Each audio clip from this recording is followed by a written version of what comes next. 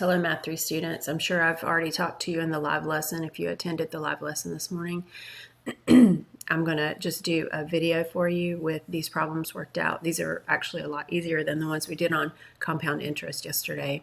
So I'm going to work the odds, and you are expected to work the rest of the problems, the even number problems, on your own.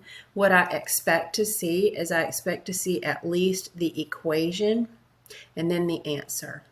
So there's really, the work to be done is really on your calculator. So I really just expect to see the actual equation written out or typed out, and then the answer is fine. So let's get started. Vanessa invested $2,500. So let's highlight some parts here. The $2,500 is one of the numbers that we need. Increase in value by 3.5%. That's the rate. Write an exponential function to model this situation. Find the value of the investment after 20 years. So that's another part of the equation that we're going to need. So remember that you can use y if you want to. I don't care if you use f of t like they said in the video. I usually just use y. So y equals, and then you have your initial amount, which is the $2,500, and in parentheses you're going to multiply times 1 plus that 3.5%, which is 0.035, and you could just write 1.035 if you want to, it doesn't matter. And then 20 is your exponent. And I'm going to go to my graphing calculator and work one of these, and then the rest of them I'll just tell you what you get.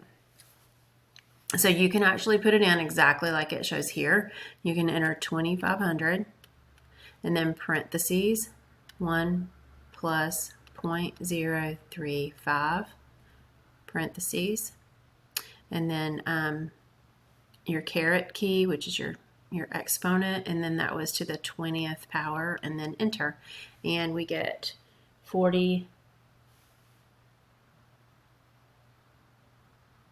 Oh, I entered 25,000. I'm sorry. Sometimes when I'm using my tablet, it enters one too many zeros. So this should be 2,500. And so it would be 4,974. We just need to move the decimal back one place because I put too many zeros in there. So let's go back over here. Y equals $4,974.47. That happens on my calculator. It probably won't happen to you. All right, number 3, a virus infected 400 people in the town. So 400 is one of the things I need. Spreading 25%, it's growing by 25% each day, so that's a growth rate. And it wants to know after 10 days how many people will be infected. So let's see, y equals, it started with 400 people. And it's growing by 25%, which means we would add the 1 to the 0.25, so 1.25, and that is to the 10th power.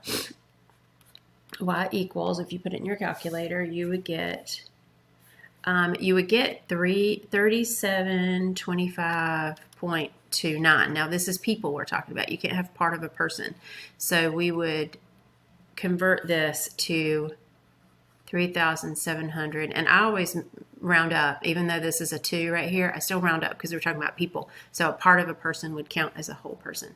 So 3,726 people.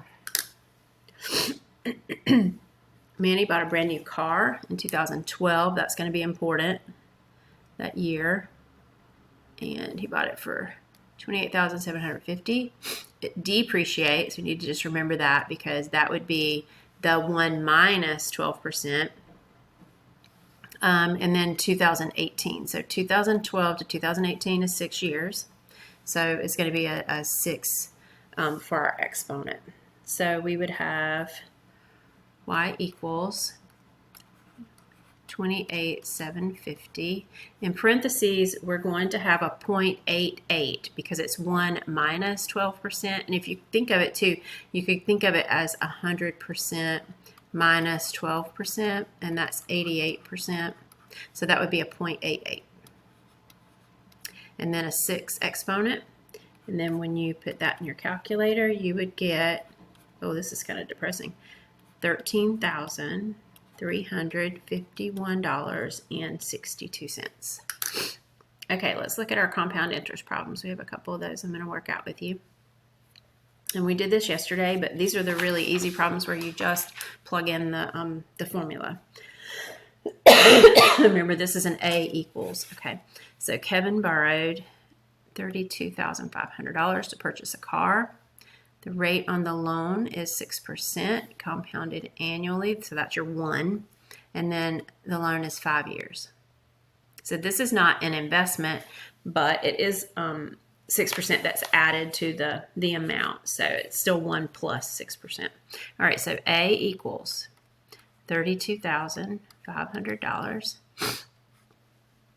times 1 plus, and remember, it's your rate is up here and then your N is down here in the denominator, and it also goes up here, N times time.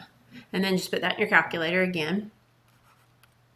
And then the amount that he ends up paying back is $43,492.33. This is why you want to get the best interest rate you can on like a car or a house or whatever, because the original value is the original cost was $32,500, but over the life of the loan, he ends up paying $11,000 more than that.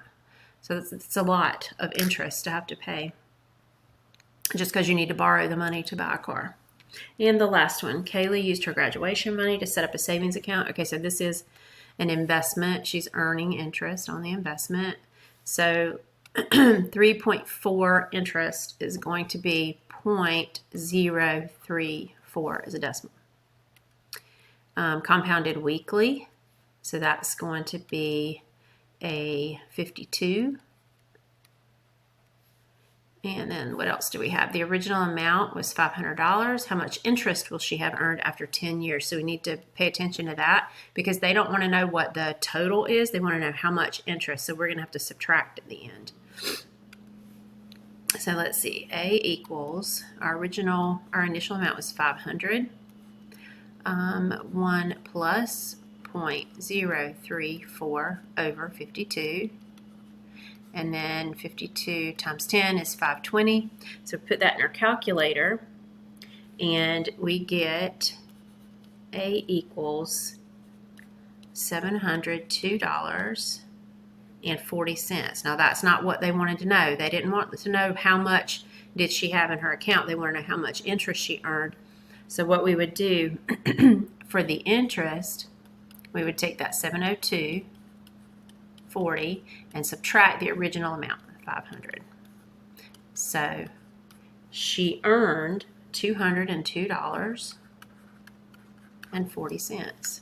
All right, so that's all the odd ones. You're going to do the evens on your own, and I do expect to see the equation and then the answer on each of the even problems.